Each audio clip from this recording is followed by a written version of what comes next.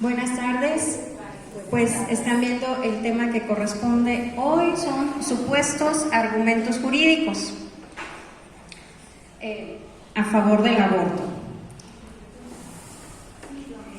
Vamos a aclarar la palabra supuesto, ¿qué es? ¿A qué se refiere? La utilizamos porque es una palabra cotidiana. Sin embargo, hay que aclarar el sentido que le vamos a dar aquí, porque, por ejemplo, en el diccionario nos dice que la podemos usar como adjetivo o como sustantivo. Nos dice que es aquello que no puede ser afirmado con completa certeza, o sea, es una posibilidad, una cuestión con la que no estamos tan seguros. De esa forma sería un adjetivo. Pero como un sustantivo sería una suposición.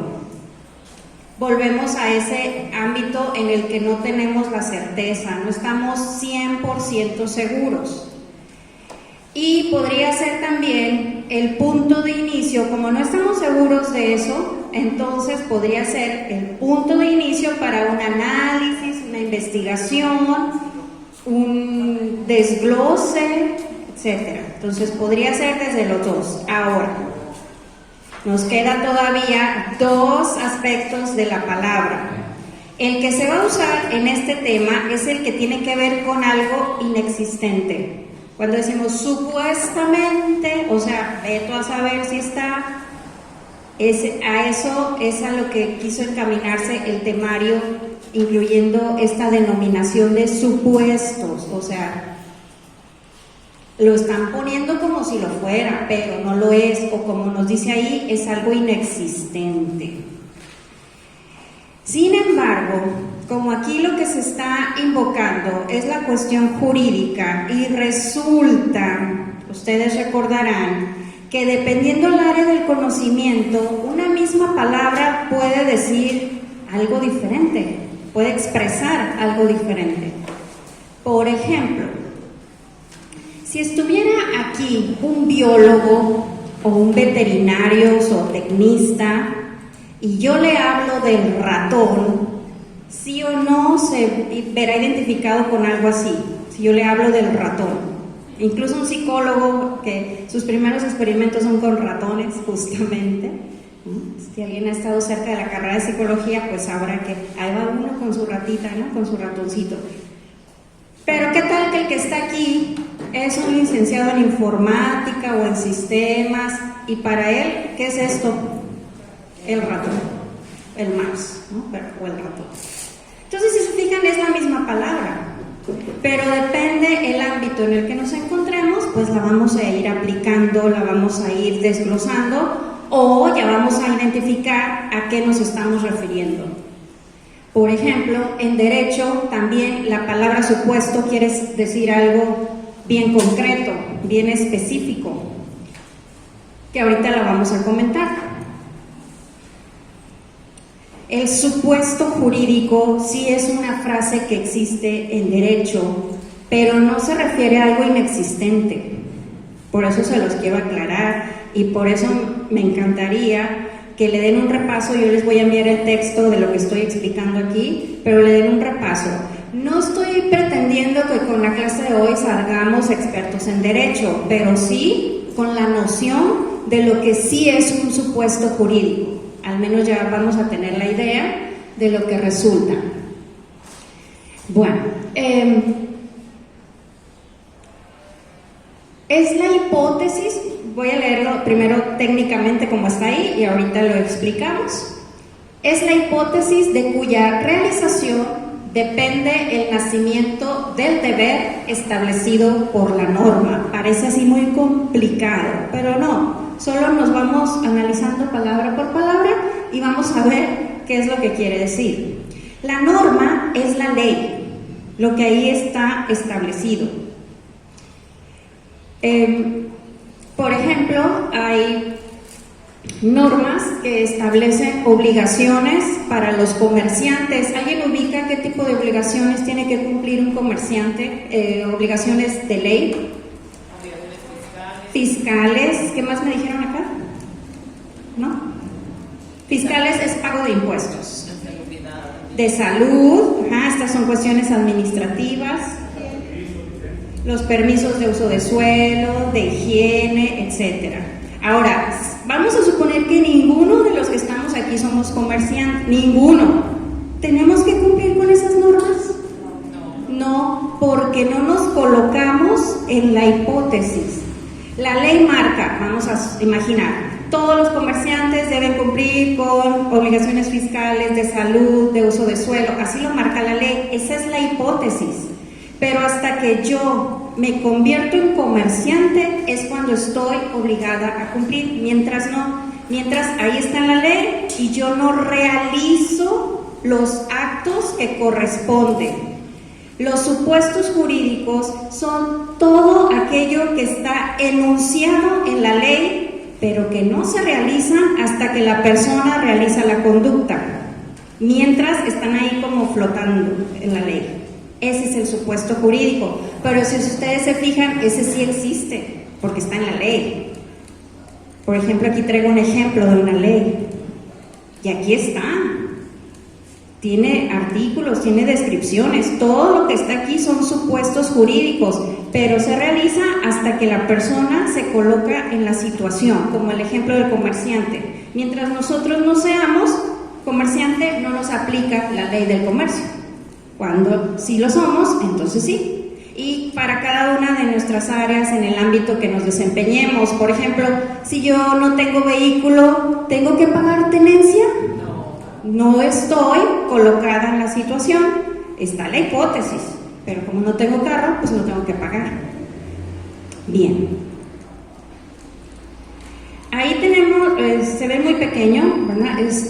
Son diversos conceptos jurídicos con los que se relaciona el supuesto jurídico. Por ejemplo, vamos a ir de menos a más para que veamos cómo se integra. ¿Quién me dice que es un hecho? Un hecho cualquiera. ¿Qué es? ¿Algo que pasó? ¿Quién más me dijo? ¿Ese es un hecho? ¿Algo que pasó? Sí. Esto que hice es un hecho de susurrar y luego quedarme callada, es un hecho. En otras palabras, un hecho es todo cambio en lo existente. En tanto algo deje de ser como estaba, ese es un hecho. Mi silencio fue un hecho. Estaba hablando, me quedé callada, fue un hecho. Porque hubo un cambio de estar bla, bla, bla, bla, bla, quedé callada, fue un hecho. Porque hay un cambio. Ahora, no todos los hechos le importan al derecho o a lo jurídico. ¿Qué se necesita para que un hecho se convierta en jurídico o importante para el derecho? Lo que se necesita es que ese hecho cualquiera, el que usted guste, traiga consecuencias jurídicas. Por ejemplo, yo me estoy moviendo así, quise dar un paso, pero siempre no lo di. Esos son hechos cualquiera, no pasa nada, no tiene nada que ver el derecho. ¿Qué tal que sí avancé, tropecé, me caí y me morí? ¿Trae consecuencias jurídicas? Por ejemplo, ¿qué consecuencia le ven? De que murió, de qué forma, no nadie. Ajá, a lo mejor dicen, nadie se mueva. ¿Quién de ustedes odia a Flor? ¿No? Y la investigan. ¿No? Por ejemplo. Entonces ahí, esa es una consecuencia. Se podía presuponer o presumir que fue un homicidio y no un accidente. Esa sería una consecuencia. Ahora, tengo hijos, esposo. ¿Qué consecuencias más ven ahí? Jurídicas. La herencia, ajá, las deudas también. El esposo deja de ser esposo y ahora ¿cómo se llamaría? Viudo, soltero, exacto, ¿no? Entonces, si se fijan, el hecho tan sencillo de dar un literal mal paso traería consecuencias jurídicas. Ahora, se entiende que muchos de los hechos jurídicos no son planeados, no son deliberados, como este accidente, como, ¿qué más les digo? A lo mejor dañamos alguno de las instalaciones, causamos el delito de daño en propiedad ajena y no queríamos hacerlo. No siempre en los hechos jurídicos interviene la voluntad. Cuando la voluntad, nada más les aclaro, por ejemplo, en un homicidio alguien me puede decir, oiga, pero ahí sí lo quiere matar, hasta va con la pistola en la mano, sí hay voluntad, póngale que sí lo quiere matar, pero hay algo de los delitos que no aceptan los delincuentes. ¿Qué es lo que no quieren? Sí quieren robar, sí quieren matar, pero ¿qué es lo que no quieren? Que dicen, no, eso no. No quiere ir a prisión, entonces no acepta todas las consecuencias. Para que la voluntad sea parte de ese supuesto jurídico, tiene que aceptar el hecho, pero también las consecuencias. Y el delincuente, como no está aceptando todo, por eso los delitos son un ejemplo de hechos jurídicos, donde hay consecuencias jurídicas, como la prisión, etcétera, etcétera. Entonces, de ahí avanzamos al otro paso, que es acto jurídico. El acto jurídico es cuando efectivamente tenemos toda la voluntad de realizar el hecho, pero también las consecuencias. Por ejemplo, un matrimonio, si ustedes se fijan, en el matrimonio civil y también en el religioso, le preguntan a los contrayentes o novios, ¿han venido libremente sin que nada ni nadie los obligue? O sea, es una forma de manifestar su libre voluntad. Ese es un acto jurídico. Acepta consecuencias. Bueno, y ahí tenemos otros aspectos que pues sería muy detallado para este tema. Ahora, ¿alguien identifica la primera imagen, la que está de aquel lado? ¿Alguien sabe de qué se trata?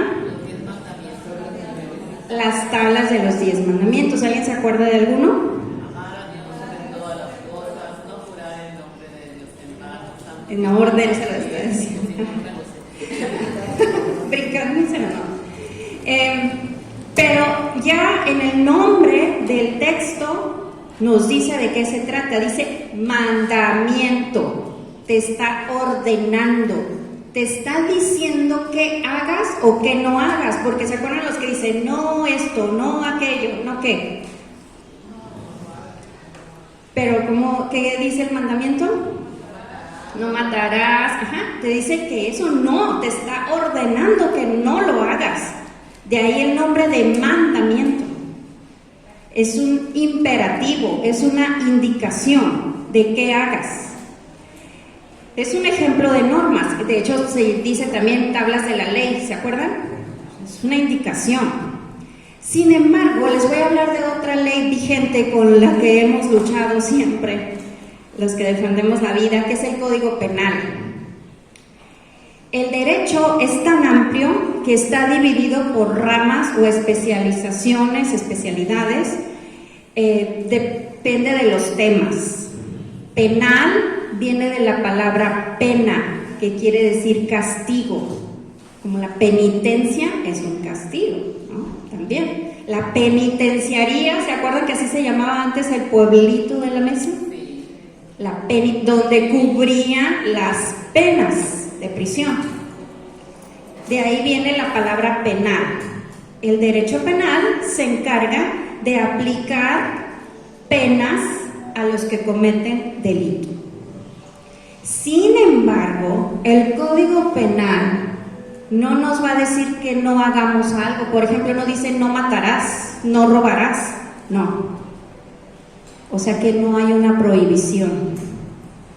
Tal como su nombre dice, lo que va a ser el derecho o el Código Penal, que es la ley que rige, es aplicar una pena o castigo al que realiza una conducta que está mencionada ahí.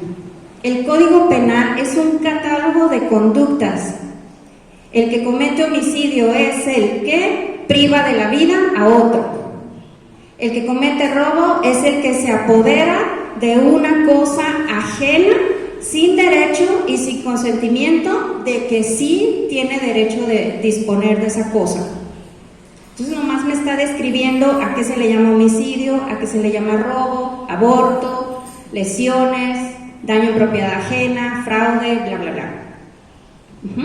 Y ya que me describió, me dice, y al que lo cometa, se le impondrá de 3 años a 5 años, o de 3 meses a 10 años, no sé. Le da un mínimo y le da un máximo de pena. ¿Por qué? ¿Por qué no me dice de una vez cuánto me dan por abortar? ¿Por qué me dice de tanto a tanto? Depende de las circunstancias. Así es, porque todavía vamos a analizar cómo, por qué, quién, dónde, sí o no tenía la intención, etcétera, etcétera. Lo que se conoce también como agravantes, eso va a implicar que me den la mayor pena, o atenuantes, significa que me dan la menor. Entonces, fíjense la diferencia entre estas normas. El código no es que prohíba, lo que hace, el código penal, lo que hace es castigar conductas. Bien. Otros aspectos importantes para los supuestos jurídicos. Los supuestos jurídicos, acuérdense, es lo que está en la ley. Otros aspectos importantes son las fuentes del derecho. ¿Qué entienden ustedes por fuente? Si yo les digo, oigan, ¿dónde aprendieron? ¿Cuál es su fuente? ¿Qué quiero decir? ¿De dónde lo tomé? De dónde nace, dónde lo tomó, dónde se enteró, dónde surgió en usted ese conocimiento. Pues esas son las fuentes del derecho. ¿Dónde nacieron? ¿A quién se le ocurrió? ¿De dónde viene todo lo que tenemos? Se clasifican en 3 aspectos, perdón si no se alcanza a distinguir. Las primeras son las históricas. Como su nombre lo indica, son antecedentes, ya sucedieron. Y entonces, ¿por qué son fuente? Porque si no existieran, no tendríamos lo que hoy. Por eso son importantes saber de dónde vino, qué sucedió.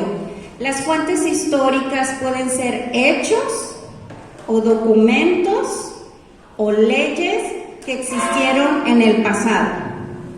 Por ejemplo, si alguien estuviera interesado en estudiar la carrera de Derecho, la fuente histórica por excelencia es el derecho romano. Son los creadores de muchas de las instituciones jurídicas que hoy tenemos. El matrimonio, recuerden ustedes, fue creado en el derecho romano.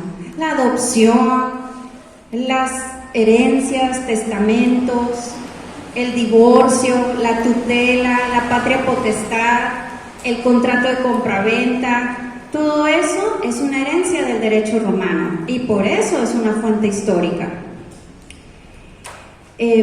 Como hechos en nuestro país tendríamos la Revolución Mexicana. Ustedes recordarán que se termina cuando se promulga la Constitución Política que nos rige hoy del 5 de febrero de 1917. La Revolución es una fuente de derecho porque dio origen a la Constitución. Las fuentes reales que están de aquel lado, reales se refiere a la realidad, los hechos, lo que efectivamente está pasando. Si alguno de ustedes fuera un abogado, está en su oficina, llega el cliente y les cuenta toda la historia, esos hechos son fuentes reales. Y usted como abogado va a decir, aquí lo que procede es una demanda por incumplimiento de contrato, etcétera, ¿no? Usted le va a dar el derecho, él le va a dar los hechos y usted el derecho a través de la asesoría jurídica que le den.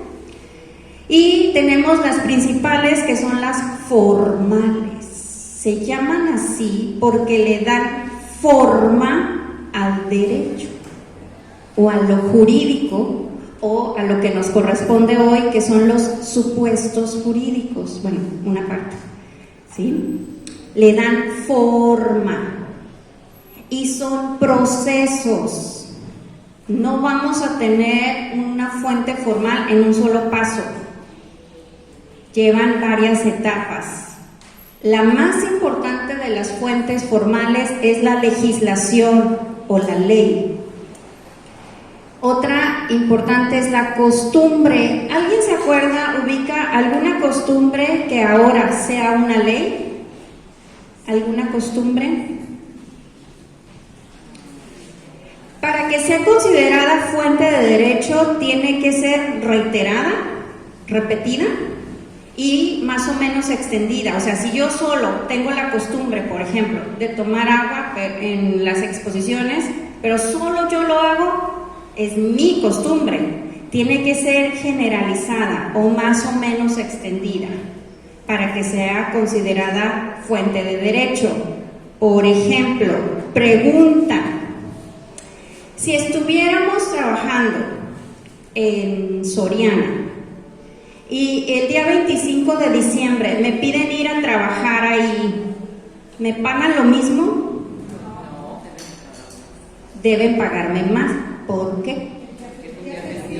¿Qué se celebra? No está en la ley. ¿Mande? No está en la ley. Sí, el festejo no está en la ley, pero el pago mayor sí está. ¿Por qué? Por una costumbre. Data de la época en que efectivamente sabíamos que se festeja el 25, la familia se reúne, convive, comparte, y entonces, como te estoy sacando de tu ámbito religioso tradicional y te hago venir a trabajar, entonces por eso te pago más. Es una compensación de lo que te estoy haciendo perder, tu convivencia familiar. La costumbre es reunirnos en Navidad. La costumbre da origen a que se pague mayor el día 25 si te toca trabajar. ¿Qué otra costumbre está relacionada con la que la Ley Federal del Trabajo marca para diciembre? El aguinaldo. No tiene sustento jurídico, realmente no, sino que es una costumbre, porque ¿qué hacemos en diciembre con el aguinaldo? Precisamente gastarlo felizmente en regalitos, a título de la Navidad, ¿no? Pues la Navidad no dice que tengamos que regalar nada, pero ahí estamos regalando. Es una costumbre. Entonces, ese ejemplo de cómo efectivamente la costumbre sí da fuente o sí es una fuente de derecho. La siguiente es la jurisprudencia. La jurisprudencia que tanto nos ha afectado a los que defendemos la vida y la familia y las libertades, consiste en un conjunto de sentencias o decisiones de la Suprema Corte de Justicia de la Nación. Estas 5 decisiones tienen que ser consecutivas en el mismo sentido.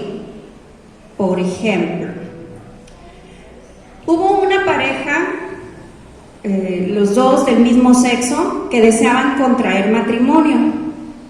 Pero la ley dice que el matrimonio es entre hombre y mujer, y estos eran del mismo sexo.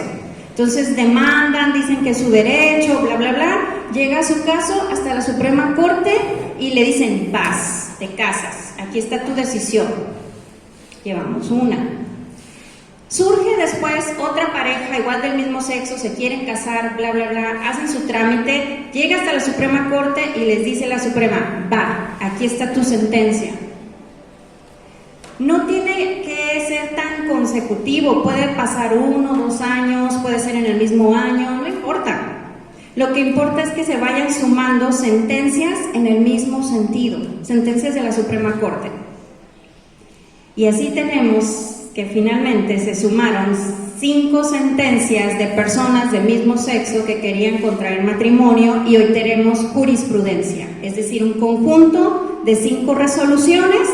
Hacen fuerza, nos dicen los textos de derecho que la jurisprudencia, dice ahí, es fuente de derecho, o sea, de ahí va a surgir una norma jurídica. ¿Sí me explico hasta aquí? Ahora, atención.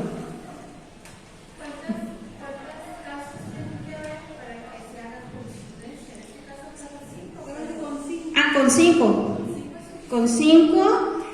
consecutivas en el mismo sentido, porque qué tal que ya llevemos tres como se los platiqué, pero resulta que a una de esas parejas no se lo concedieron, o sea, la 4, imaginemos que no se lo concedieron, ya se interrumpió y hay que volver a empezar la cuenta. Si nada más tuvieran 3, es lo que se conoce como un antecedente, pero no se utiliza como jurisprudencia. Pero aquí sí lo tenemos, aquí sí hubo 5 y sí hay jurisprudencia. Sí, Ángel. ¿En qué medida estas acciones de jurisprudencia están invadiendo el terreno de los diputados? Los diputados, por sus funciones, legislar, presentar iniciativas de manera que la sociedad pueda convivir armónicamente. Entonces, si la Suprema Corte, a través de la jurisprudencia, está estableciendo unas normas, son personas a las que nadie se escogió. Esas personas pueden tener una orientación definida que no necesariamente comulga con la mayoría de la sociedad. Entonces, ¿en qué medida están invadiendo esta atribución? Así es. En la medida en que ellos invaden es mínima, pero ahorita le digo por qué. Ellos solamente están resolviendo, ellos exponen sus argumentos y deciden, y ahí está la jurisprudencia.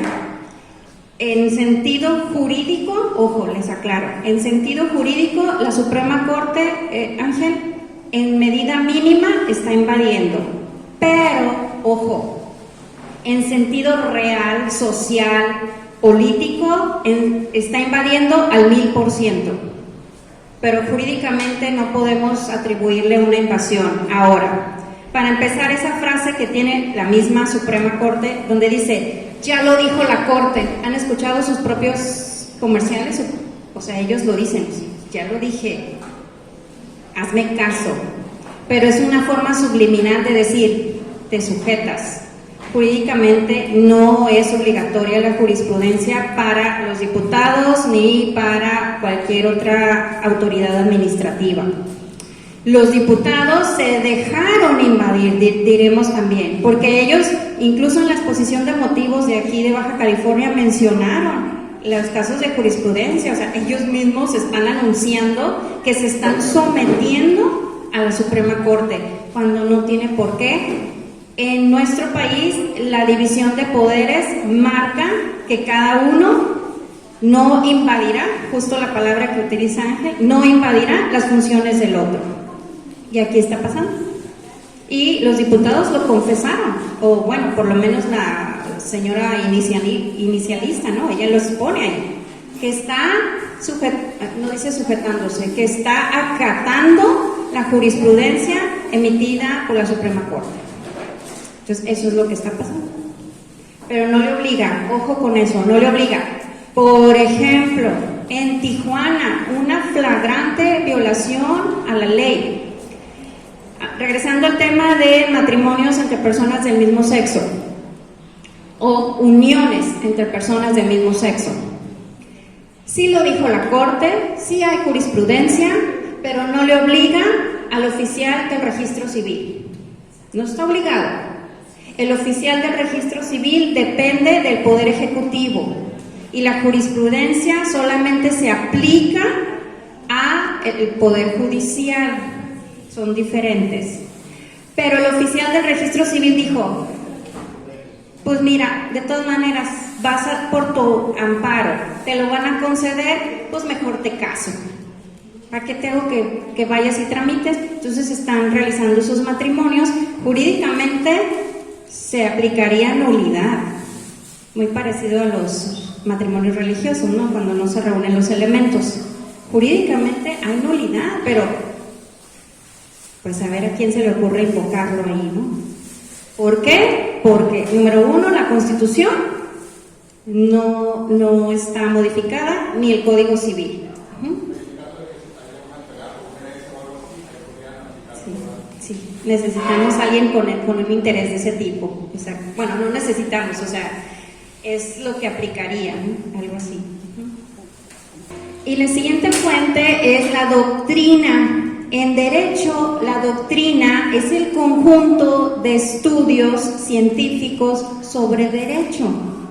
Hagan de cuenta, son análisis, comparativos, conclusiones de qué dice una ley comparada con la otra, con las épocas pasadas. Esa es la doctrina. Y nada más mencionar, la jurisprudencia solo aplica, van a decir ustedes, pues si no es obligatoria para los demás, entonces ¿para quién sirve? Sirve solamente para los jueces, el que la quiera invocar o el litigante que la quiera aplicar. Por más que exista jurisprudencia, si yo no la menciono o si el juez no la toma en cuenta, pues no se aplica, nada más. Es el que guste, hagan de cuenta, es el que guste, cuando guste, mientras sea juez o litigante en un juicio. Nada más, para ellos se aplica.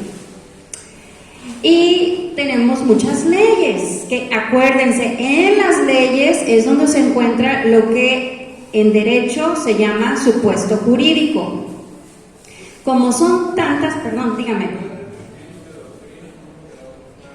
Ajá, es el conjunto de estudios científicos sobre las leyes o sobre las normas. Por ejemplo, ¿me voy a adelantar? Ahí hay un libro, es la portada de un libro. Es un análisis de cómo se aprobó el aborto en la Suprema Corte en 2008 en nuestro país. Ese análisis es doctrina, donde están comparando qué hicieron, cómo le hicieron, cómo se impulsó, cuáles son los argumentos, cuáles no escucharon. Esa es doctrina cuando se analiza.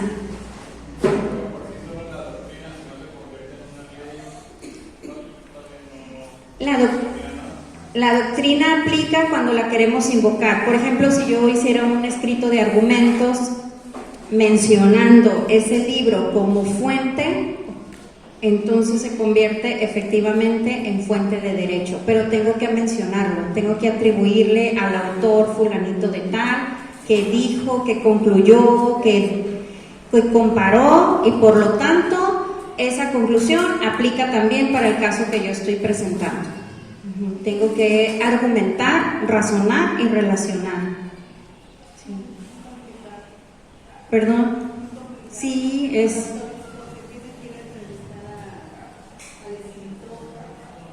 O al menos tener su libro más reciente, la edición más reciente de qué ajustes se hicieron. Sí. Pero es echarse un clavado en los libros, a estudiar, analizar. Bueno, les decía de la jerarquía, no se alcanza a ver, perdón. Hagan de cuenta, es una pirámide donde se ordenan las leyes de acuerdo a su importancia. La más importante, la que está en la cúspide, es la Constitución Política de los Estados Unidos Mexicanos, nuestra Constitución. Ahora, ¿quién se acuerda? ¿Por qué se llama de esa forma, esa palabra? ¿Por qué se la dieron a esa ley? Si yo, por ejemplo, le digo a alguien de usted, a ver, póngase aquí para ver qué constitución física tiene. ¿Qué quiero decirle con su constitución física? ¿Qué tan alto? ¿Qué tan grueso? Ajá, sus características. Ajá. Es decir, cómo está integrado o constituida esa persona. La Constitución es la ley que me va a decir cómo se constituye el Estado de Derecho de mi país o el Estado jurídico de un país. Me va a decir, empezando por nosotros, los gobernados, me va a decir cuáles son nuestros derechos. Y para el gobierno me va a decir qué se necesita si yo quiero ser presidente. ¿Quién quiere ser presidente? Si ustedes quieren ser diputados, ¿quién quiere ser diputado? Okay. Les va a decir qué se necesita para ser ministro de la Suprema Corte de Justicia de la Nación, qué tiene que hacer uno, qué tiene que hacer otro, cómo se integra o cómo se constituye el Estado de Derecho. Por eso, la Constitución es la ley más importante y es la que está en la cúspide de la pirámide. Ojo, aquí la segunda parte de nuestro tema. En esta pirámide está en segundo término los tratados internacionales, es decir, acuerdos, negociaciones, convenios, pactos que nuestro país haya firmado. Por más que haya tratados internacionales, si no los firmó México, no se pueden aplicar. Ojo para los tratados internacionales. Primer requisito es que México sea parte para que esté en esta pirámide. Es decir, que haya ido un representante del gobierno nuestro y haya firmado. Ya ven que firman ahí bien bonito y luego se toman la foto así con el documento. Ese es el primer paso. Pero el presidente o el que haya firmado tiene que regresar y presentar eso que él firmó en representación del pueblo mexicano y presentarlo ante el Congreso de la Unión. O sea, todavía va a haber una revisión. Los diputados y o senadores tienen que darle el visto bueno. Tienen que decir, está bien, señor presidente, qué bueno que firmó. Todavía hay chance que lo rechacen, que digan no, va para atrás. Entonces, para que se pueda aplicar se necesita que México sea parte y que esté respaldado por la Cámara de Diputados y la de Senadores. ¿Se comprenden? Y algunos documentos, ustedes van a encontrar que los tratados están al mismo nivel de la Constitución. Lo ponen a un ladito. Aquí viene en segundo, pero hay veces que lo ponen a un ladito. No quiere decir que los tratados son más importantes. Acuérdense, nadie por encima de la Constitución. Pero lo ponen porque está antes que las leyes federales, por eso lo ponen a un lado de la Constitución. Justo el siguiente nivel son para las leyes federales. Esto quiere decir que se aplican en toda la República, desde Tijuana, porque aquí empieza la patria, acuérdense, y hasta Yucatán. Todo se aplica igual para todos. ¿Alguna ley federal que se acuerden ustedes? La del trabajo se aplica igual, es la misma para toda la República. Y enseguida tenemos las constituciones locales, es decir, cada entidad federativa o cada estado de la República tiene una constitución, como la de Baja California, que están a punto de modificar. Mal. Sí, eliminar ya de plano el derecho a la vida desde la concepción. Bueno, están ahí esas constituciones de cada estado. Y en siguiente estarían los reglamentos federales. Un reglamento es diferente de una ley, por eso su nombre. Usted va a decir, ¿por qué se llama diferente? Ah, pues porque es diferente. Un reglamento solo sirve para darnos detalles, pasos, indicaciones de cómo aplicar una ley. Por ejemplo, hay una ley del ISR, esa sí es ley, pero luego hay un reglamento para la ley del ISR. ¿Qué me dice el reglamento? O sea, ¿por qué hay dos del mismo tema? Ah, pues una me da solamente indicaciones, órdenes, que es la ley, y el reglamento me dice pasos, procedimientos, reglas específicas, etcétera. Entonces, los reglamentos federales están ahí, pero también tenemos federales, tenemos acuerdos, tenemos decretos, etcétera, otro tipo. Todos esos constituyen las leyes que tenemos y en todas esas leyes o legislación vamos a encontrar esos supuestos jurídicos donde nos dice qué hacer, cómo hacer, etcétera. Y bueno, el derecho, aunque está dentro de las ciencias sociales, pero no abarca todo el conocimiento. Por eso, cuando se tiene que aplicar una ley o aprobar una ley y no tenemos todos los elementos, los legisladores o la Suprema Corte cuando va a emitir una decisión, necesita auxiliarse de alguien que sí tenga ese conocimiento. Por ejemplo, en un juicio, cuando los litigantes tienen dudas si el bebé es o no su hijo, ¿el juez se los va a decir si o no es su hijo o quién se los va a decir? Un laboratorio, un examen de ADN, entonces esos son auxiliares de la justicia. El juez, claro que va a valorar esa prueba de ADN y va a decir, sí confío en este perito, sí, hizo todo lo que necesitábamos para decirnos quién es el papá de este niño.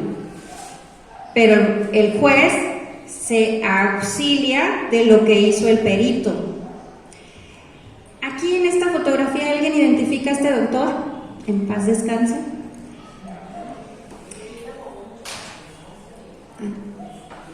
Así es, sí, hasta su último momento. Yo creo es el doctor Carlos Fernández del Castillo. En esta fotografía está frente a los ministros de la Suprema Corte y del lado a favor de la vida pues llevaron muchos expositores. La doctora Pilar Calva también estuvo ahí, Rocío Gálvez, coordinadora nacional del Comité Nacional Pro Vida, también estuvo ahí. Y bueno, fueron tal vez unos 10 oradores que estuvieron ahí hablando a favor de la vida, pero en este caso estamos hablando de un médico ginecólogo que con toda su experiencia les estaba hablando a los ministros. Voy a tratar de compartirles este video, o sea, casi les habló con peras y manzanas, de decirles, nomás les faltó darle el zape, ¿no? Decir, entiendan, ¿qué es la vida? Por Dios. En serio, yo creo que los que estaban ahí, pues fíjense cómo tienen la manita así de... casi de, uy, ¿qué les pasa?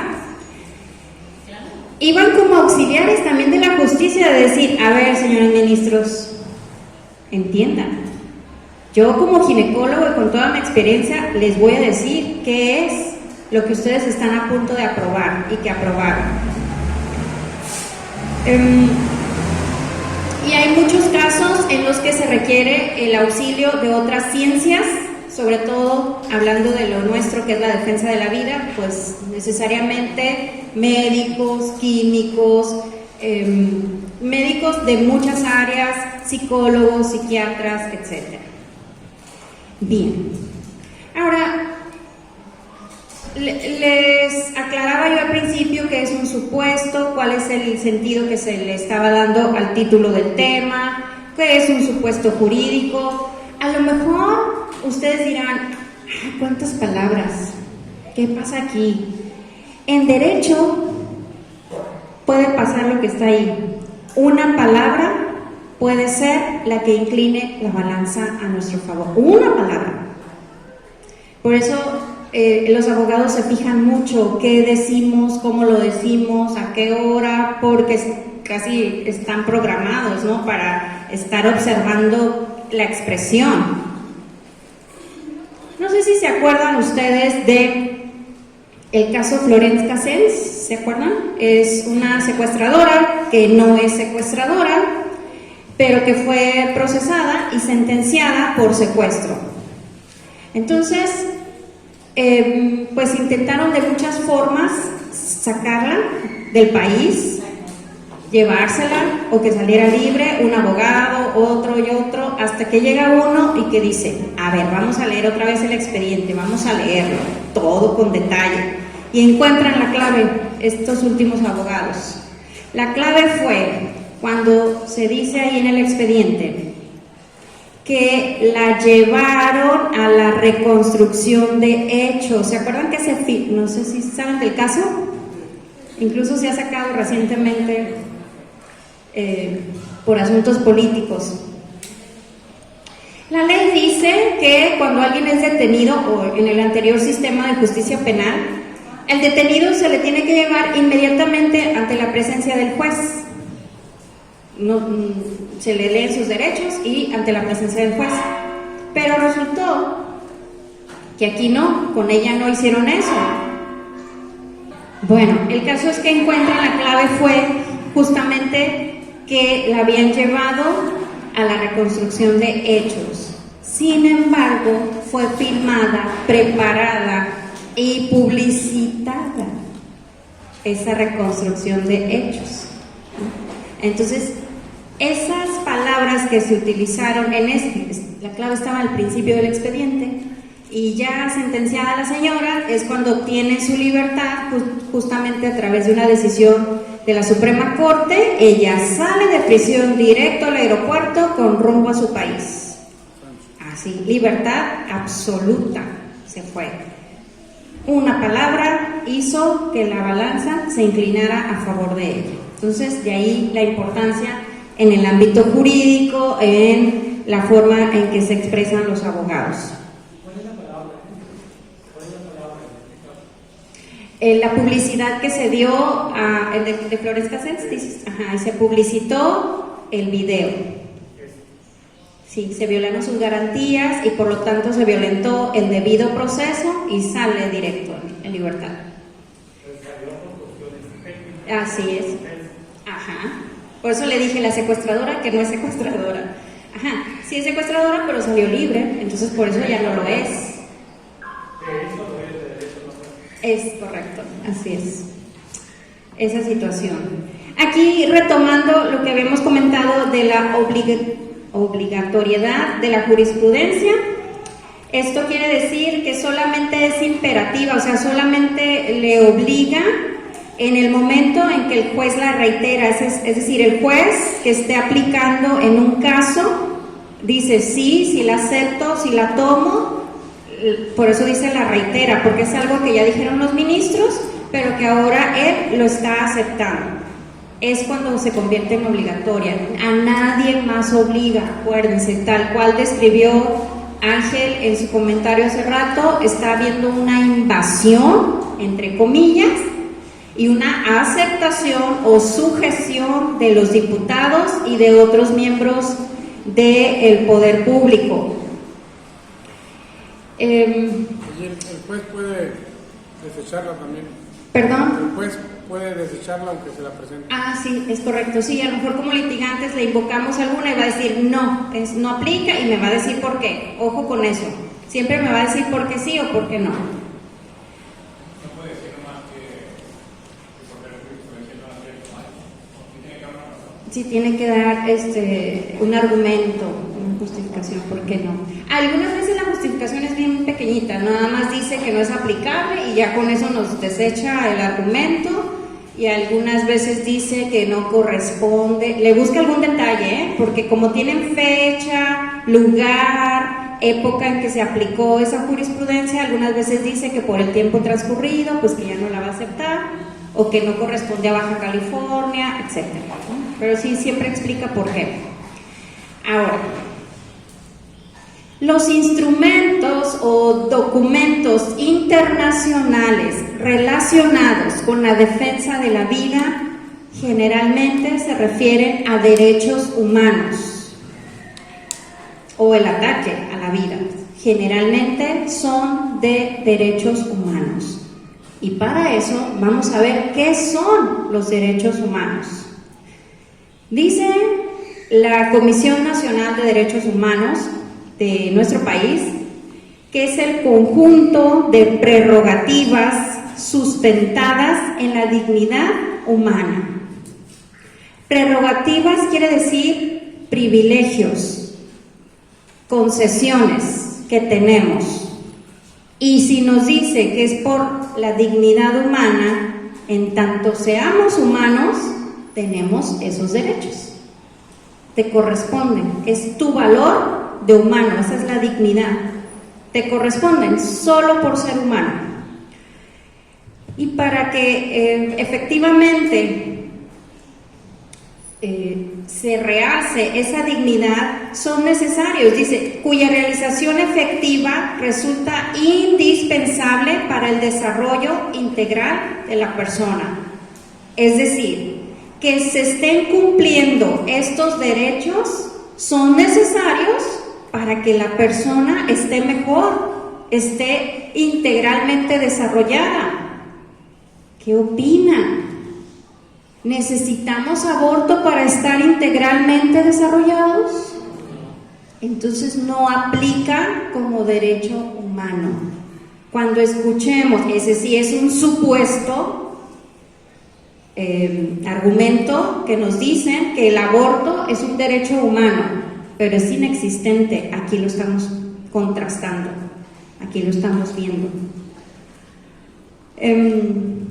Los argumentos jurídicos se tienen que leer hacia adelante y hacia atrás. Déjenme les digo cómo. En el sentido literal que están en la ley, pero en el sentido contrario, así como ahorita les pregunté. ¿El aborto sí lo necesitamos? No, ese es el sentido contrario. No lo necesitamos, entonces no aplica como derecho humano.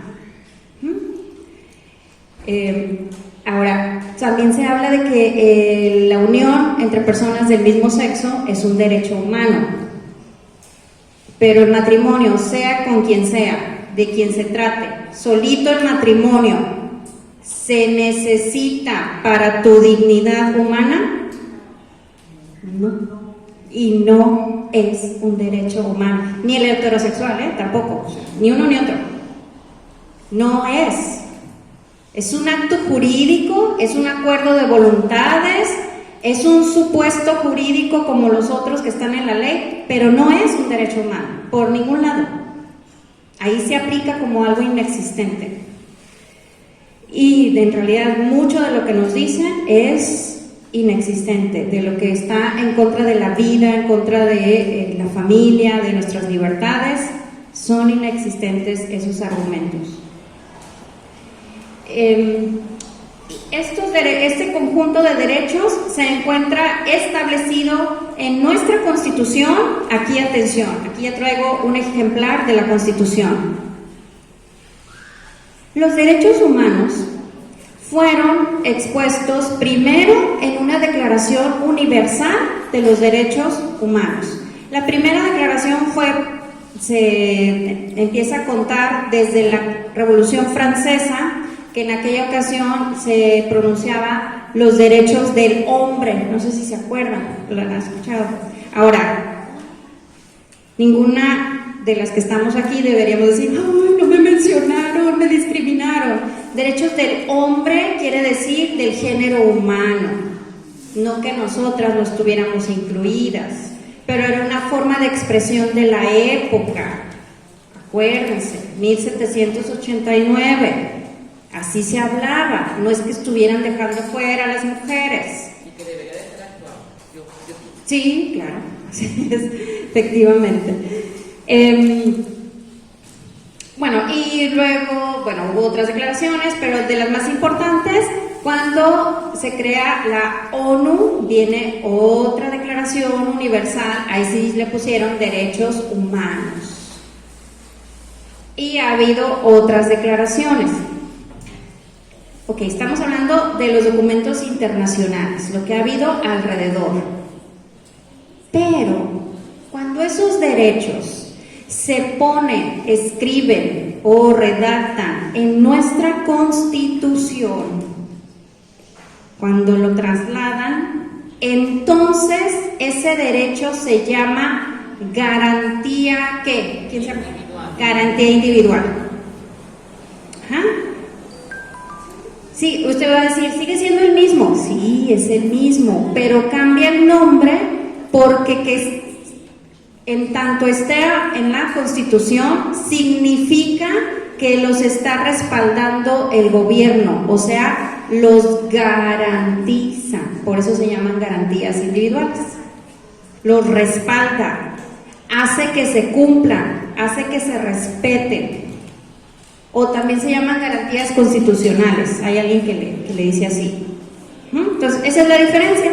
Siguen siendo derechos, pero cuando están en la Constitución se llaman garantías. Y recuerden que, por lo pronto, nuestro país es de los derechos que más derechos reconoce y garantiza en la Constitución. ¿Cómo estarán los demás? En nuestro país es de los que más derechos tiene reconocidos.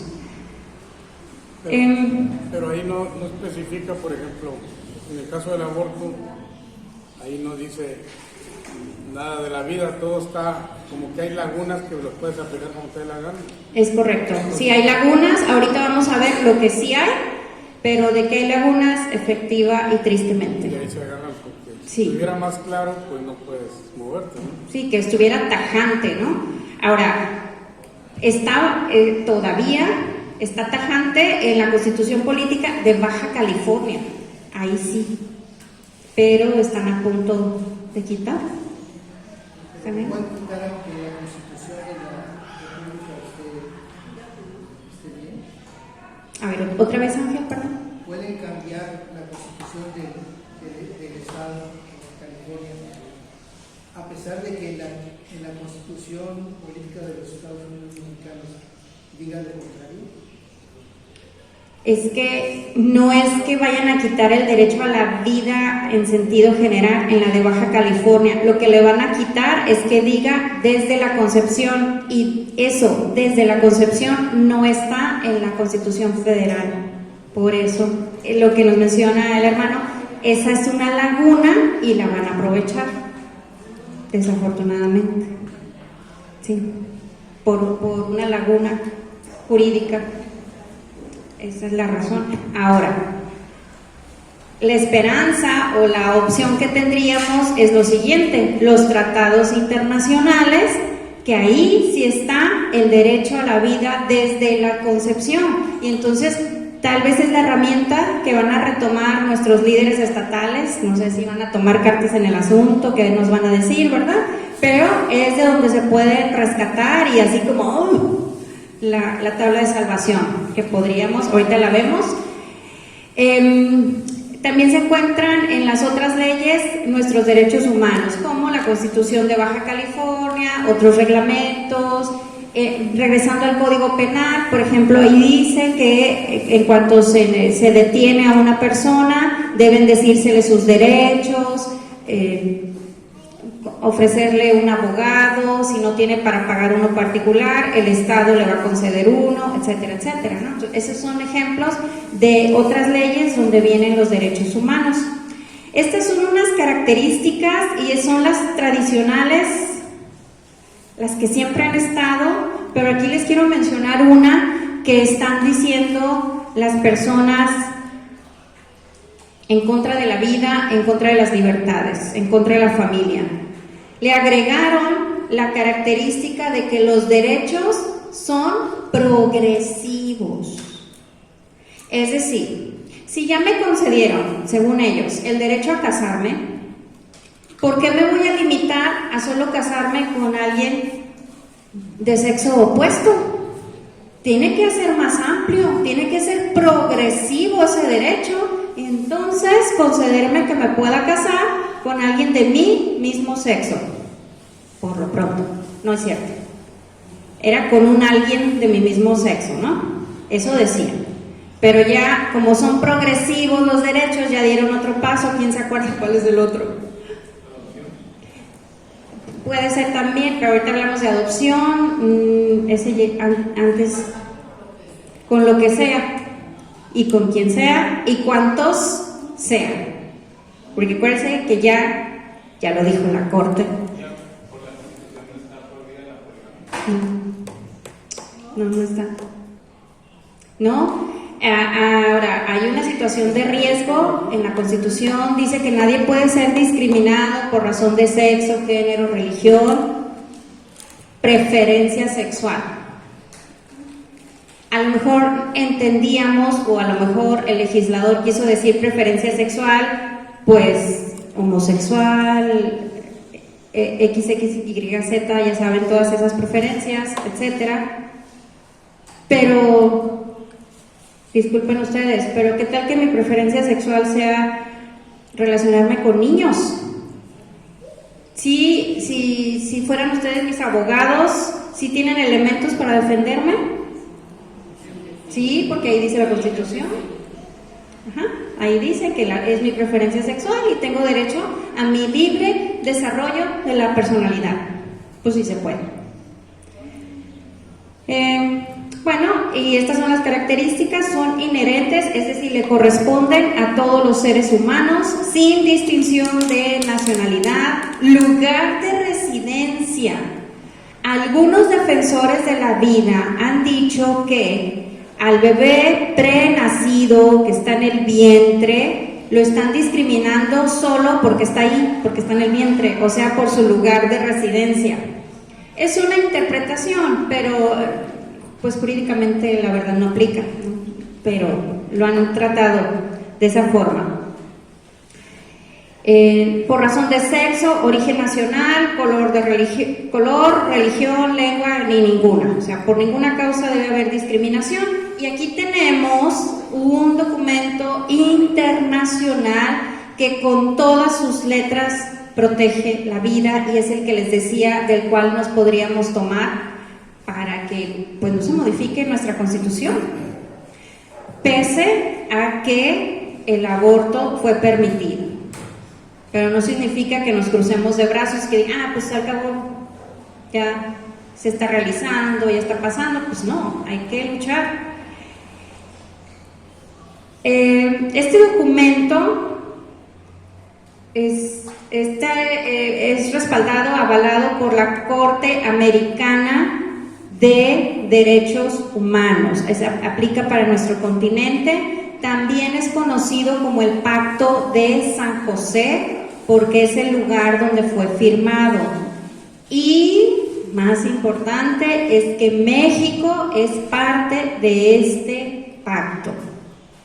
Y nos dice en su artículo 4: toda persona tiene derecho a que se respete su vida.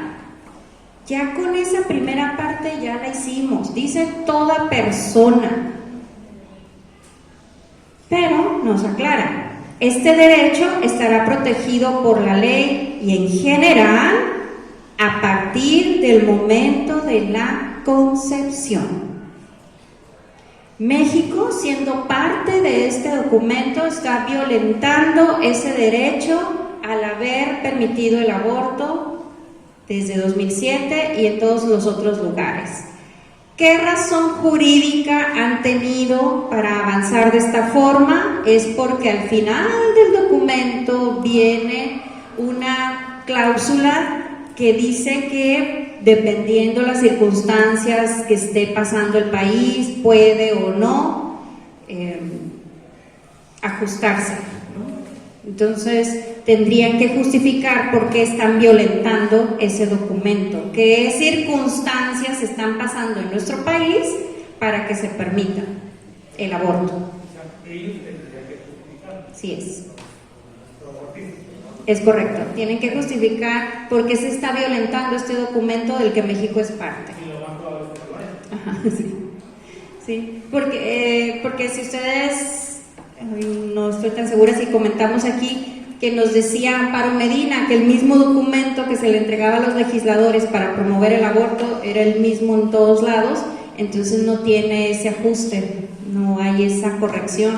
Incluso Amparo Medina hablaba de faltas de ortografía, que así tenía, y así se lo llevaban legislatura tras legislatura, voto tras voto, casilla por casilla, casi. Flor, perdón. Sí. Tal vez también por eso los que están en favor del aborto alegan tanto que es una bola de células, que no es un ser humano, o sea, porque si es un ser humano, pues ya tiene derechos, entonces para ellos no es un ser humano. Y no han definido cuándo sí es, cuándo sí. de cuándo no.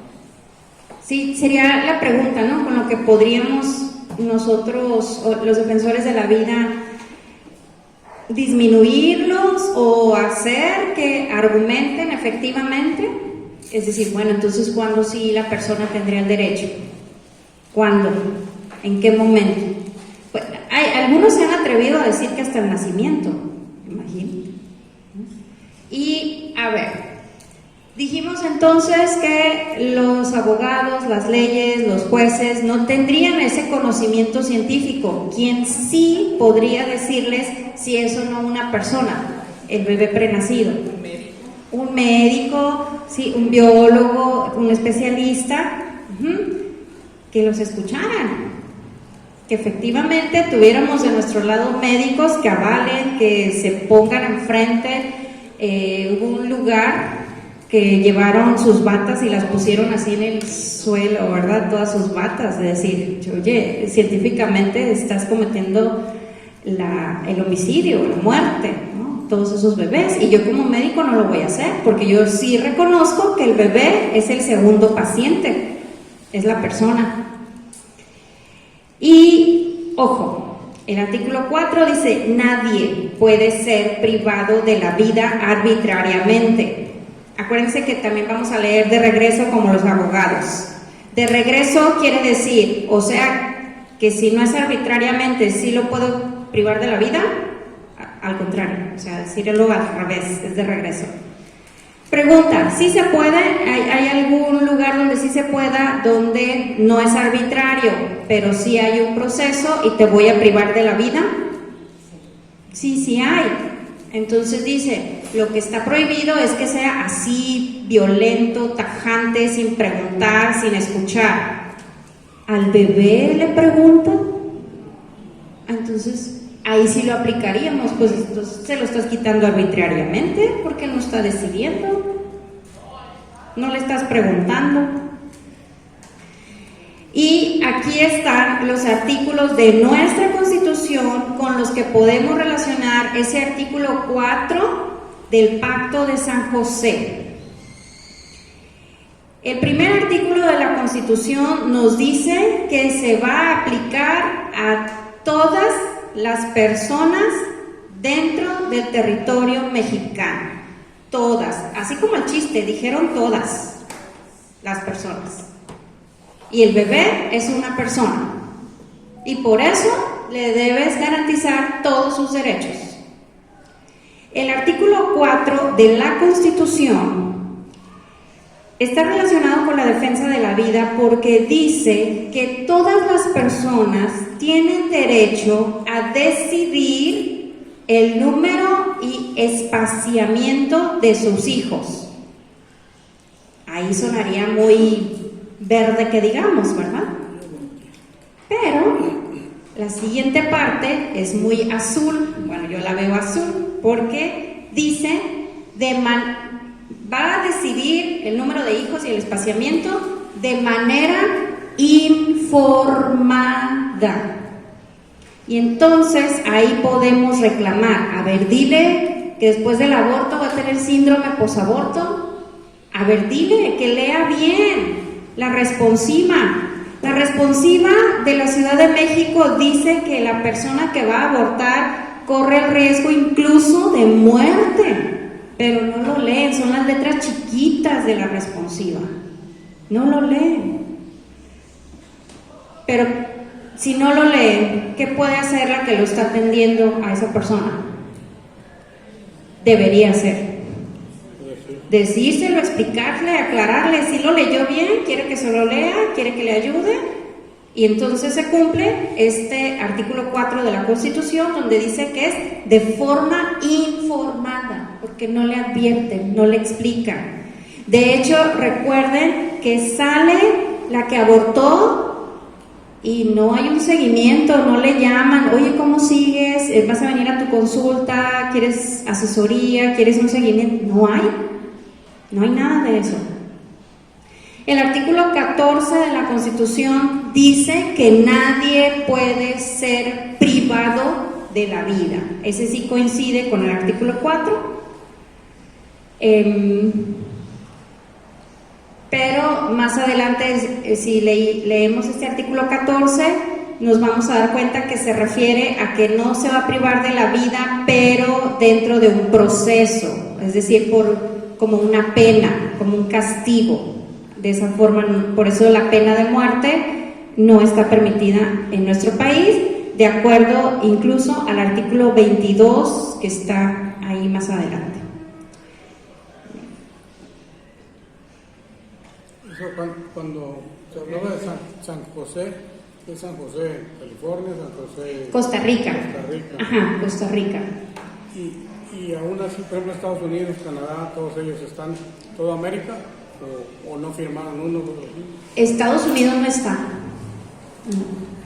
Firmó, pero no como participante, firmó como testigo, porque estuvo en la reunión, pero no se adhirió, no es firmante activo.